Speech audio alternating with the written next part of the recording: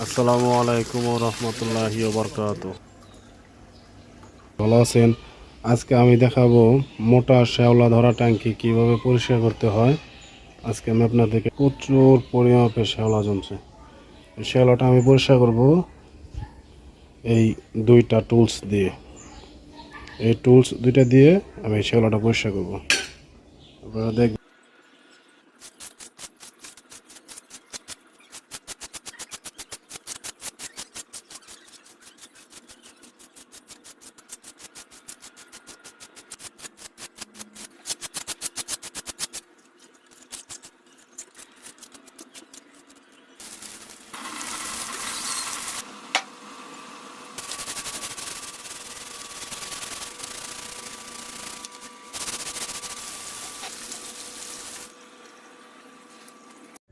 হাউসটা পরিষ্কার করলাম নতুন করে মাছ সেট আপ দেওয়ার জন্য।